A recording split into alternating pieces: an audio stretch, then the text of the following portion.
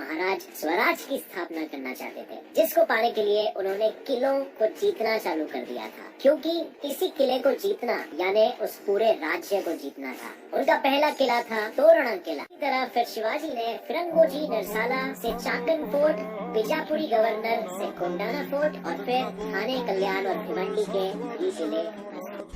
मुगलिया सल्तनत का इकबाल बुलंद रहे।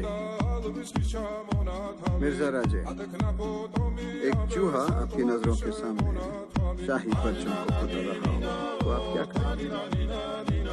उसका खात्मा लीजिए।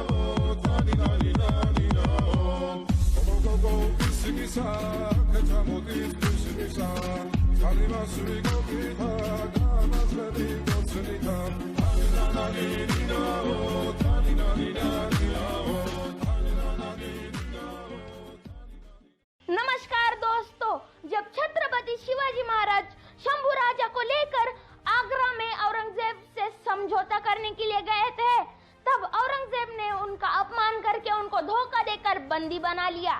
तब शिवाजी महाराज ने एक तरकीब ढूंढ निकाली और बीमार होने का नाटक किया और कहा कि मुझे मिठाइयाँ बांटकर आशीर्वाद लेने का मौका दे।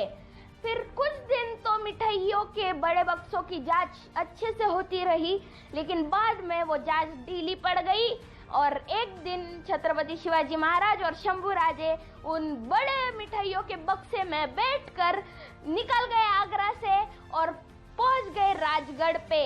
तो वीडियो पसंद आया तो लाइक, शेयर एंड सब्सक्राइब कर दीजिए। मैं मिलता हूँ आपसे अगली वीडियो में, तब तक के लिए धन्यवाद।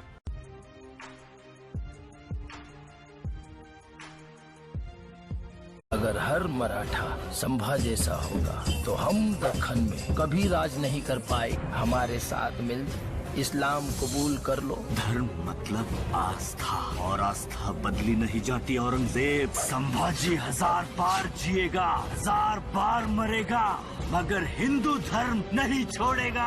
Speech of Yesubhai Bhosle. Hello everyone, my name is Navya Sonone from 4th standard. Today I am going to tell some information about Yesubhai. Friends, there have been certain powerful personalities in our past.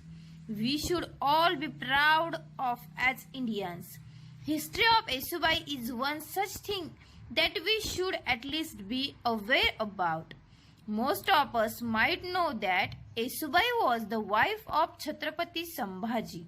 Sambhaji was the second king of Marathas and eldest son of Chhatrapati Shivaji Maharaj. Yesubhai Shirke was the daughter of Pilaji Rao Shirke, who was a Maratha Sardar under Chhatrapati Shivaji. As per legend, Yesubhai was very good looking and intelligent at the same time. Yesubhai had lot of respect for her father-in-law Shivaji Maharaj. She had 2 children, Bhavani Bai and Shau. Friends, Yesubhai's life was filled with struggle. In this way, Yesubhai's story is full of inspiration.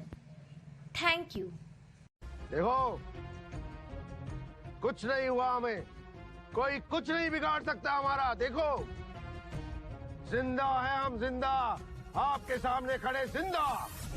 आज वाचलात म्हणून ही तुमची जीत समजू नये औरंगजेब। उलट रोज एक मरण मरणार आहात तुम्ही। जितके तुकडे तुम्ही शंभू राजांच्या देहाचे केले असतील, त्याहूनही जास्त तुकड्यांचं, अगदी खंगून खंगून मारणारं मरण तुमच्या वाट्याला येईल।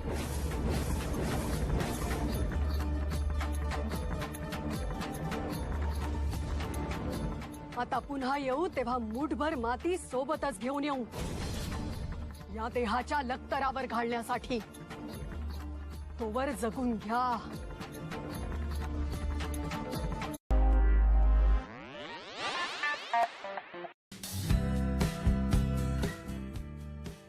मराठा इतिहास में येसुबाई को काफी सम्मानजनक स्थान प्राप्त है। येसुबाई पिलाजी राव शिर्के, एक मराठा सरदार जो कि छत्रपति शिवाजी की सेवाओं में थे, की बेटी थी। एक संधि के तहत शिवाजी महाराज ने बाई और संभाजी की शादी की थी। संभाजी की गिरफ्तारी और मौत के बाद 19 साल के राजा राम को राजा बनाया गया। राजा राम ने संभाजी द्वारा बंदी बनाए गए सभी सरदारों को मुक्त कर दिया और उनकी मदद से राजधानी की सुरक्षा की तैयारी करने लगे। जल्द ही औरंगजेब का सेनापति जुल्फिकार खां आक्रमण के लिए आ पहुंचा। यहीं से येसुबाई ने अपने हाथ में मराठा साम्राज्य की बागडोर ले ली। येसुबाई ने राजा राम को कई प्रमुख सरदारों के साथ सुरक्षित विशालगढ़ के किले में भेज दिया और जुल्फिकार खान से मुकाबले के लिए शस्त्र उठा लिया। येसुबाई से प्रेरणा पाकर मराठों ने मुगलों के इलाकों पर धावा बोला और जबरदस्त लूटमार मचाई। उन्होंने खान को चारों तरफ से घेर लिया और रसद आने पर पाबंदी लगा दी। येसुबाई की इस घेरेबंदी से जुल्फिकार खान स्तब्ध रह गया।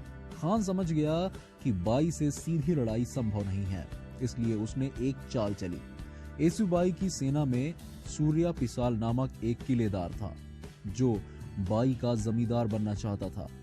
खान ने जमींदारी का लालच देकर उसे अपनी तरफ मिला लिया। जैसे ही खान सेना लेकर येसुबाई के किले पर हमला बोला, पिसाल ने किले का द्वार खोल दिया। जब रायगढ़ के मराठा किले पर मुगलों द्वारा 1689 में कब्जा कर लिया गया, तब येसुबाई को उनके युवा पुत्र शाहू के साथ कैद कर लिया गया था। हालांकि उनको हर जगह औरंगजेब के साथ ले जाया जाता था, पर फिर भी औरंगजेब ने कभी उनका ध्यान नहीं रखा। 1707 में औरंगजेब की मृत्यु के बाद उनका बेटा आजम सम्राट बना और उसने मराठा रैंकों में विभाजन को प्रोत्साहित करने के लिए शाहू को कैद से मुक्त कर दिया। हालांकि मुगलों ने येसुबाई को एक दशक के लिए कैद में रखा था, ये सुनिश्चित करने के लिए कि शाहू अपनी रिहाई पर हस्ताक्षर किए गए संधि की शर्तों पर ध्यान रखे। येसुबाई लगभग 30 सालों तक औरंगजेब की कैद में रही। आखिर 1719 में पेशवा बालाजी विश्वनाथ भट्ट ने उन्हें एक व्यापक संधि के साथ छुड़वा लिया, जिसे मुगलों की मान्यता प्राप्त थी और उसमें शाहू जी को शिवाजी का असली उत्तराधिकारी माना गया था।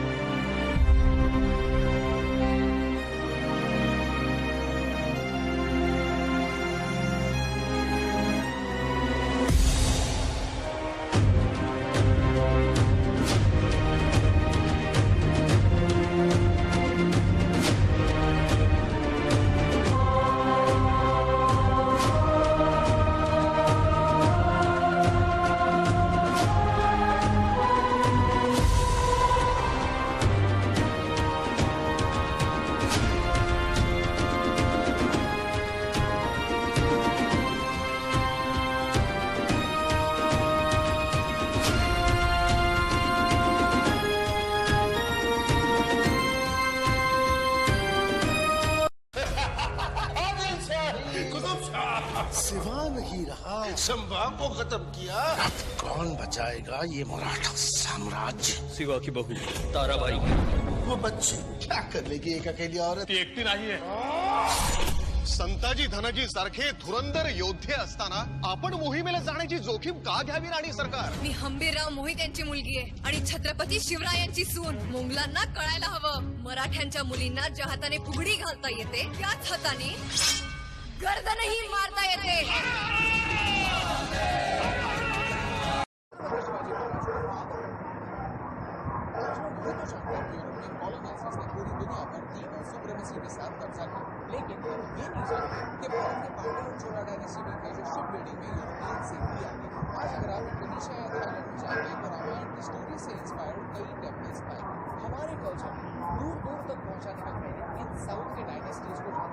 लेकिन 13वीं सेंचुरी से भारत की नेवल स्ट्रेंथ काफी वीक हो गई, जिससे हम व्यापार के लिए अरब्स पर निर्भर होने लगे.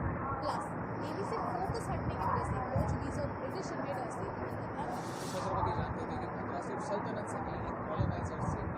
इसीलिए उन्होंने फिर से भारत की नौसेना. हिस्टोरियंस मानते हैं कि मराठा नेवी में एटलीस्ट 20 बड़े वारशिप्स हुआ करते थे, जिनकी मदद से छत्रपति शिवाजी महाराज ने ब्रिटिशों को फिर से भगाया. वो एक ऐसे विजनरी थे जो ब्रिटिशर्स के इंटेंशंस को पहचानते थे. एक छोटी आर्मी के साथ एक बड़ी लड़ाई आज जीते. यही वजह अगर दूसरे मुल्क की छत्रपति से पाते तो शायद भारत अंग्रेजों का गुलाम न हो. नंबर 3, द पावर ब्रिटिशों के डिवाइडेड आज भी दी जाती है, लेकिन छत्रपति की बात सच्ची भी थी. औरंगजेब छत्रपति के बारे में खुद कहा था कि 19 साल के लिए मैंने पूरी ताकत शिवाजी को हराने में लगा. அதே பிராமணர்கள் தான் சிவாஜி மராத்திய பேரரசை தோற்றுவிக்கும் போது அவருக்கு பட்டாபிஷேகம் செஞ்சு வைக்க முடியாது அப்படின்னு மறுத்துட்டாங்க. அதுக்கு காரணம் சிவாஜி ஒரு சூத்திரர் அப்படிங்கறதால. அதன் பிறகு தாகாபத் அப்படிங்கிற ஒரு பிராமணரை பனாரஸ்ல இருந்து கூட்டிட்டு வந்து அவருக்கு லஞ்சம் கொடுத்து சிவாஜியோட மூதாதையர்ல ஒருத்தர் சிசோடியா ராஜபுத்திரர் அப்படின்னு சொல்லி, எனவே அவர் ஒரு சூத்திரர் இல்ல, அவர் சத்திரியர் அப்படின்னு சொல்லி அவருக்கு பூணூல் போட்டு அதற்கு பிறகுதான் பட்டாபிஷேகமே செஞ்சு வச்சாரு. ஆனாலும் சிவாஜியோட அரசவையில தலைமை அமைச்சரா, அதாவது பேஷ்வாக்களா இருந்தது சித்பவன் பிராமணர்கள் தான். சிவாஜியோட இறப்புக்கு பின்னாடி அவரோட மகனான சாம்பாஜி அரியணை ஏறாரு. ஆனா அவுரங்கசீப் மராட்டியத்தின் மீது போர் தொடுத்து சாம்பாஜியை கைது பண்ணி அவரை டெல்லி சிறையில் அடைச்சி அவரை அங்கேயே கொன்னுறாங்க. அதன் பிறகு கொஞ்ச காலம் ராஜாராம் அப்படிங்கிறவங்களும் சாகுஜி அப்படிங்கிறவங்களும் ஆட்சி பண்ணாங்க. ஆனா 1749ஆம் ஆண்டு சாகுஜி இறந்து போக அவரால் அடுத்த வாரிசா நியமிக்கப்பட்ட ராமராஜ் அப்படிங்கிறவரை கைது பண்ணி சிறையில் அடைச்சிட்டு அப்போ முதலமைச்சராக இருந்த பாலாஜி பாஜிராவ் அப்படிங்கிற பிராமணர் ஒட்டுமொத்த ஆட்சி அதிகாரத்தையும் கைப்பற்றாரு. இதனால கோபமடைஞ்ச ராணி தாராபாய் பாலாஜி பாஜிராவுக்கு எதிராக கலகம் செஞ்சாங்க. ஆனா அவங்களையும் பிடிச்சி சிறையில் அடைச்சாங்க பிராமணர்கள். இப்படி கூட இருந்தே சிவாஜி குடும்பத்துக்கு குழி பறிச்சவங்க தான் பிராமணர்கள். அதுக்கு முகலாயர்கள் கிட்ட நிறைய உதவிகளையும் வாங்கிக்கிட்டாங்க. இப்படி சூழ்ச்சியாலையும் முகலாயர்களின் உதவியாலையும் மராட்டிய பேரரசை கைப்பற்றிய பிராமணர்கள் அதே சூழ்ச்சியால முகலாயர்களை வீழ்த்தி இந்தியா முழுமைக்குமே மராத்திய பேரரசை, அதாவது பிராமணர்களின் மராத்திய பேரரசை விரிவுபடுத்தினாங்க. இப்படி ஆங்கிலேயர்கள் வர்ற வரைக்குமே ஆட்சி அதிகாரத்தை தங்கள் கையில வச்சிருந்தாங்க பிராமணர்கள். இந்த பேஷ்வாக்களின் ஆட்சியில தான் மராட்டிய மண்ணின் மைந்தர்களான மகர் இன மக்கள் மிகப்பெரிய தீண்டாமைக்கு உட்படுத்தப்பட்டாங்க. அதாவது பகல் நேரங்களில் அவங்க பிராமணர்கள் வசிக்கும் பகுதி வழியா போகணும் அப்படின்னா இடுப்புல ஒரு தொடப்பத்தையும் கழுத்த ஒரு பானையும் கட்டிட்டு போகணுமா. அதாவது அவங்க நடந்து வரும்போது காலடி சூடுகளை அந்த தொடப்பம் அழிச்சிடும். அதே போல எச்சில் துப்பணும் அப்படின்னா அவங்க கழுத்துல இருக்க பானையிலே துப்பிக்கணுமா, இல்லைன்னா தீட்டாயிருமா. இந்த அளவுக்கு மிகப்பெரிய தீண்டாமைக்கு உள்ளானாங்க மகர் இன மக்கள். இத்தனைக்கும் சத்ரபதி சிவாஜியோட படையில மகர் இன மக்கள் தான் பெரும்பான்மையா இருந்தாங்க. ஆனா பேஷ்வாக்களின் படையில இஸ்லாமியர்கள் கூட இருக்கலாமே தவிர இந்த மகர் இன மக்களுக்கு இடம் கிடையாது. ஏன்னா அவங்க தீண்டாமையால ஒதுக்கி வைக்கப்பட்டாங்க. இப்படிப்பட்ட தீண்டாமையால வெகுண்டெழுந்த மகர் இன மக்கள் 1717ஆம் ஆண்டு ஆங்கிலேயர்கள் கூட சேர்ந்து இந்த பேஷ்வாக்களின் கொடுங்கோல் ஆட்சிக்கு முடிவு கட்டினாங்க. அதன் நினைவா பீமா கோரேகான் அப்படிங்கிற இடத்துல நினைவு சின்னம் எழுப்பினாங்க ஆங்கிலேயர்கள். ஒவ்வொரு வருடமும் ஏராளமான மகர் இன மக்கள் அங்க கூடி நினைவு நாளை கொண்டாடுறாங்க. இன்னைக்கும் பிராமணர்களின் ஆதிக்கத்துக்கு விழுந்த சம்மட்டி அடியா பார்க்கப்படுது அந்த நினைவு சின்னம். இப்படி தங்களுக்கு தேவைப்பட்ட போதெல்லாம் இஸ்லாமியர்கள் கூட கூட்டு சேர்ந்து மண்ணின் மைந்தர்களை வீழ்த்தி இருக்காங்க பிராமணர்கள். ஆனா இன்னைக்கு அதே இஸ்லாமியர்களை இந்துக்களின் எதிரி அப்படின்னு சித்தரிக்கிறாங்க. இப்படி இஸ்லாமியர்களை வந்தேரிகள் அப்படின்னு சொல்வதன் மூலமா தாங்களும் ஒரு வந்தேரிகள் அப்படிங்கறத தந்திரமா மறைக்க பாக்குறாங்க பிராமணர்கள். இப்படி இரண்டு மதங்களுக்கு இடையே மதவெறியை தூண்டி விட்டு தங்களோட இருப்பை தக்க வச்சுக்க பாக்குறாங்க பிராமணர்கள்.